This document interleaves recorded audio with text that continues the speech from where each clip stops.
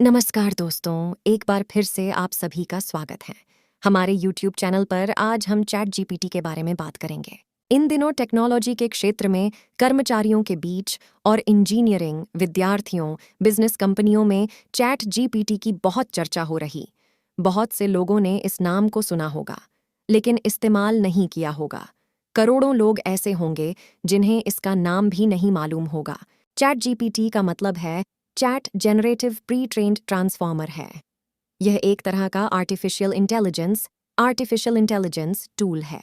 इसे open AI नाम की कंपनी ने साल 2015 में सैम एल्टमैन और एलन मस्क ने विकसित किया था।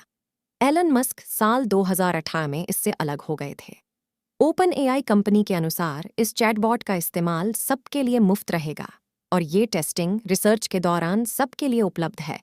पर लोगों को ऐसा लग रहा है कि भविष्य में चैट जीपीटी के प्रयोग के लिए ओपन एआई पैसे लेने लगेगा। चैट जीपीटी ओपन एआई के शक्तिशाली language processing tools series GPT का तीसरा वर्जन है, जिसे दिसंबर 2022 में पब्लिक यूज के लिए लॉन्च किया गया है। चैट जीपीटी से पहले जीपीटी सीरीज के बड़े 2 वर्जन लॉन्च हो चुके हैं, जिन्हें GPT-1, GPT-2 और GPT-3 नाम दिया गया है। चैट जीपीटी इसी सीरीज का चौथा वर्जन है, जिसे GPT 3.5 भी कहा जाता है। चैट जीपीटी अपने पूर्वजों के मुकाबले कई गुना अधिक शक्तिशाली और तेज है। एआई हालांकि काफ़ी तेज़ी से ग्रो कर रहा है, हालांकि इसका मतलब ये बिल्कुल भी नहीं है कि ये बहुत सारी जॉब्स के लिए खतरा है। हालांकि ये कहना भी गलत होगा कि ये कुछ जॉब्स के लिए खतरा नहीं है। एआई से वे जॉब्स सबसे पहले जाने वाली है जिनमें रेपिटेटिव काम होता है, यानी कि जिनमें ज़्यादा क्रिएटिविटी की ज़रूरत नहीं होती है। उदाहरण के लिए कंटेंट राइटिंग की जॉब्स के लिए भी यह खतरा है। ऐसा भी हो सकता है कि कंटेंट राइटर की ज़रूरत ही ना पड़े, क्योंकि लोगों के समस्याओं का समाधान या सवालों का जवाब चैटबॉट ही दे देगा। राहत इंदौरी ने लिखा है कि लगेगी आग तो आएंगे घर कई जद में। यहाँ पे सिर्फ हमारा मकान थोड़ी है, यानी सिर्फ पत्रकारिता या कंटेंट राइटर की नौकरियां नहीं जाएंगी, बल्कि इसका असर आईटी सेक्टर पर भी पड़ेगा। कंप्यूटर प्रोग्रामिंग करने वाले भी चैट जीपीटी के जद में आ सकते हैं। इन सब चीज़ों के साथ शिक्षा पर इसका बहुत असाधारण असर पड़ने वाला है।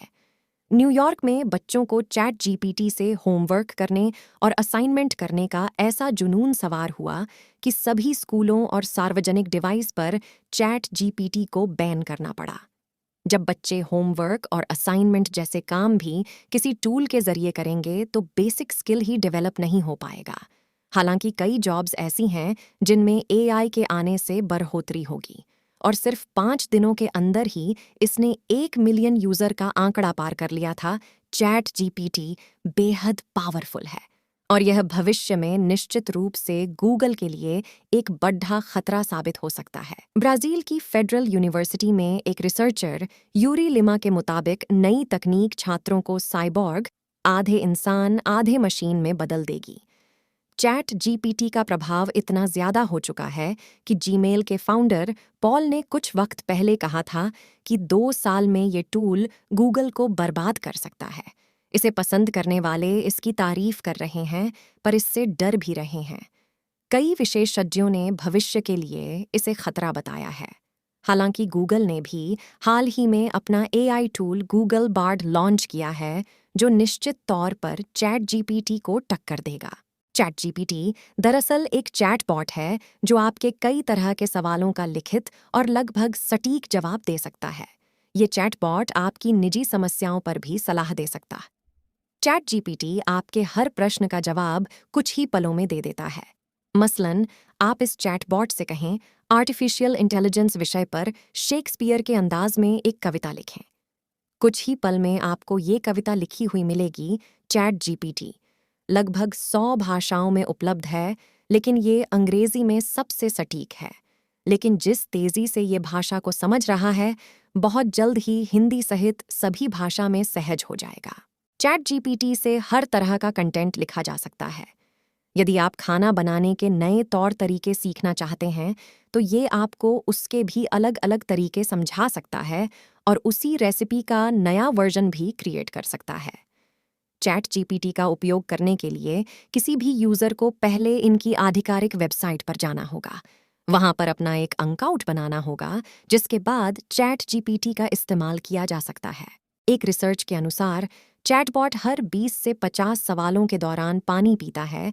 जिस तरह जब हम इंसान किन्हीं सवालों के जवाब देते हैं तो हमें पानी की अत्यधिक ज़रूरत होती है, ठीक वैसे ही चैट जीपीटी को भी सवालों के जवाब देते वक्त ठंडा रहने के लिए पानी की ज़रूरत होती है। यह पानी डाटा सेंटर को ठंडा रखने का काम करता है ताकि चैट जीपीटी सही से काम कर सके। हालांकि मौसम के अनुसार पानी का इस्तेमाल कम और ज़्यादा होता रहता है, लेकिन फिर भी बड़ी मात्रा में चैट जीपीटी पानी को खर्च करता है। चैट जीपीटी और गूगल में क्या अंतर है? चैट जीपीटी और गूगल में कुछ ज़्यादा अंतर नहीं है। चैट जीपीटी एक चैटबॉट है और दूसरी तरफ गूगल एक सर्च इंजन है। दोनों का ही काम लोगों के सवाल का जवाब देना है। हालांकि गूगल सवाल का जवाब खुद से नहीं देता, बल्कि उसके इंडेक्स की वेबसाइट से देता है। गूगल डायरेक्ट जवाब न देकर वेबसाइट को रैंक करता है। गूगल यूजर्स को रैंक की गई वेबसाइट दिखाता है और यह उस पर निर्भर करता है कि उसे किस वेबसाइट से जानकारी लेनी है और किससे नहीं। वहीं चैट जीपीटी खुद से जवाब देता है। फिलहाल इस बारे में कोई जानकारी नहीं है कि चैट जीपीटी का डेटा सोर्स क्या है। इसके अलावा चैट जीपीटी एक चैटबॉट होने की वजह से यह वेबसाइट रैंक नहीं करता, बल्कि खुद से टेक्स्ट फॉर्मेट में जवाब देता है। कुछ शोधकर्ताओं का मानना है कि चैट जीपीटी में संदर्भ और सार को समझने में समस्या है। इस कारण यह कभी-कभी गलत जानकारी प्रदान कर सकता है। यह किसी भी सवाल का कितना सही जवाब देगा, इस बारे में कुछ कह पाना मुश्किल है। ऐसे में चैट जीपीटी के दिए जवाबों पर आंख बंद करके भरोसा करना आपके लिए रिस्की हो सकता है। आप सभी दोस्तों को हमारी यह वीडियो पसंद आई हो तो कमेंट, सब्सक्राइब और अपने दोस्तों के साथ शेयर जरूर करें। अंत तक वीडियो देखने के लिए आपका धन्यवाद। जी के हेडमास्टर को सब्सक्राइब जरूर करें।